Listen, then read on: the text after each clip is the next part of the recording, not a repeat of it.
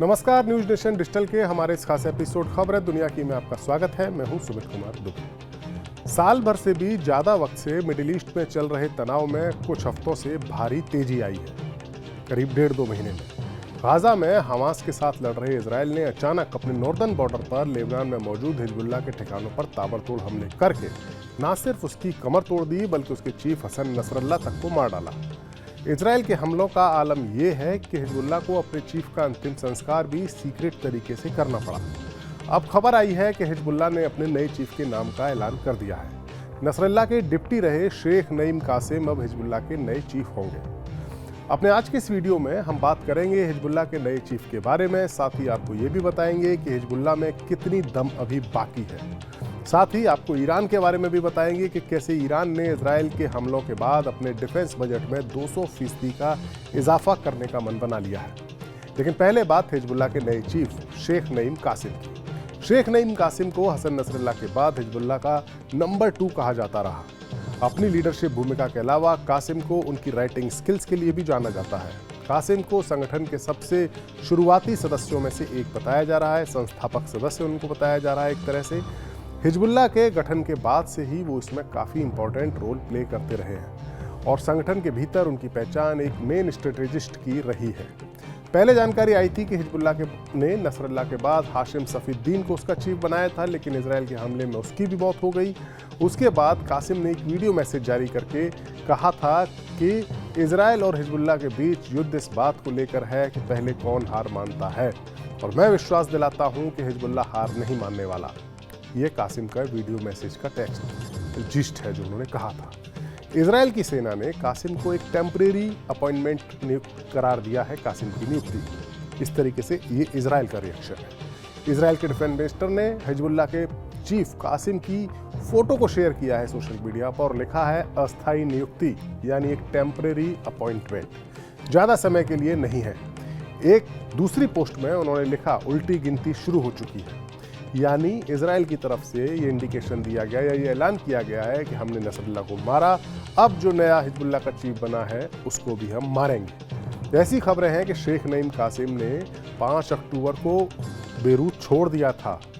हमने अभी तक देखा कि किस तरीके से इजरायल ने अपनी एयर स्ट्राइक्स में न सिर्फ नसरल्लाह को मारा बल्कि उनके सक्सेसर को भी मारा और कई टॉप लीडर्स को मार दिया।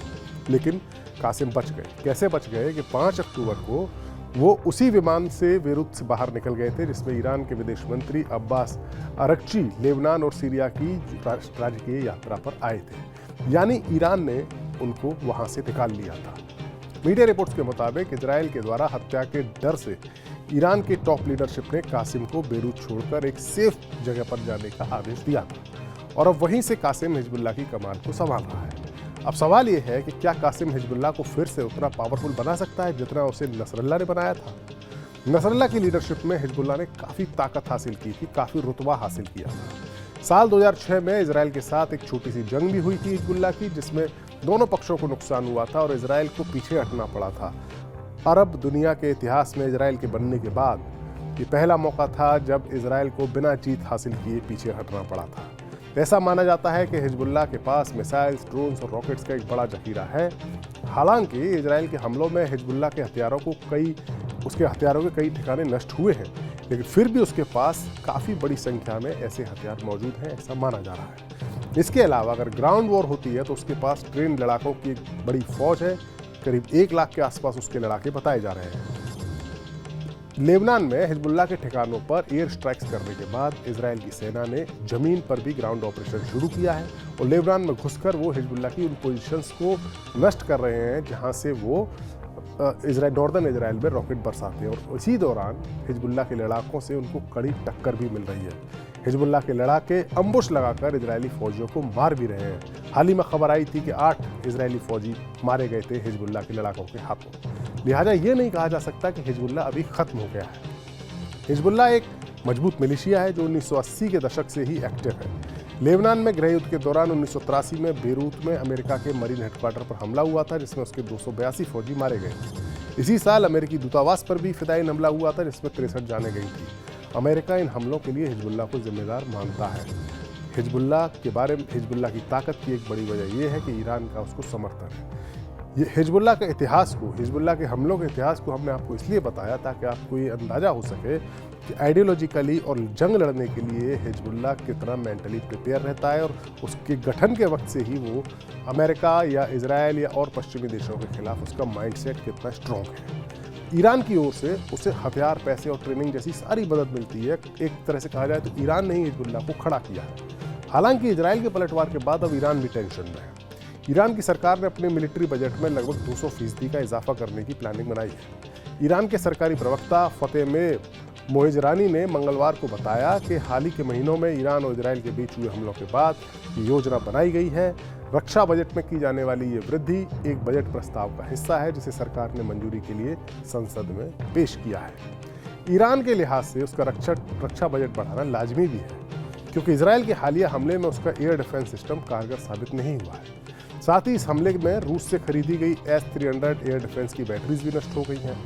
26 अक्टूबर को हुए इजरायली हमले में लगभग 100 से ज़्यादा फाइटर जेट्स शामिल थे जिन्होंने ईरान के रक्षा ठिकानों पर भारी बमबारी की थी। मीडिया रिपोर्ट्स के मुताबिक इस हमले में तेहरान के इंटरनेशनल हवाई अड्डे और ईरान के रिवॉल्यूशनरी गार्ड कॉर्प्स के कई ठिकानों को निशाना बनाया गया था। इन हमलों में ईरान ने रूस से मिली S-300 एयर डिफेंस सिस्टम को लगाया था, लेकिन उनकी कमजोरी बेनकाब हो गई क्योंकि वो हमले को रोक नहीं पाई। क्योंकि ये सिस्टम इजरायली मिसाइलों को रोकने में पूरी तरह विफल रहा, इसके साथ ही इस पर रूसी सिस्टम पर भी सवाल खड़े हो गए हैं। मौजूदा दौर में रूस के हथियार अब उतने कारगर साबित नहीं हो पा रहे हैं जितनी उनसे उम्मीद की जा रही थी, या यूं कहें कि बदलते वक्त के साथ साथ रूसी हथियारों को नाकाम करने के लिए भी पश्चिमी देशों के पास अब हथियार जो है उन्होंने बनाने शुरू कर दिए हैं। हालांकि ईरान और रूस के बीच पिछले कुछ वक्त से दोस्ती काफ़ी मजबूत है।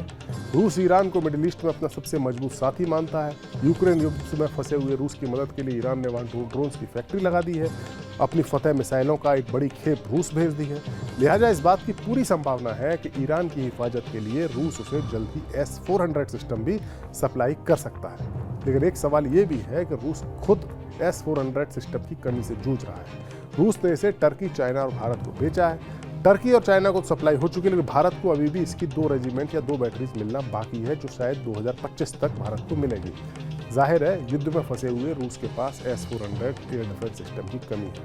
लिहाजा अब देखना होगा कि ईरान इजराइल के इस हमले का जवाब ईरान कैसे देता है और रूस उसका साथ कैसे देता है, और ईरान का सबसे मजबूत मिलिशिया साथी हिजबुल्लाह खुद को फिर से कैसे मजबूत करता है। हमारा ये वीडियो आपको कैसा लगा कमेंट सेक्शन में जाइए, अपनी राय हमें दीजिए और हमारी तरफ से आप सभी को हैप्पी दीपावली।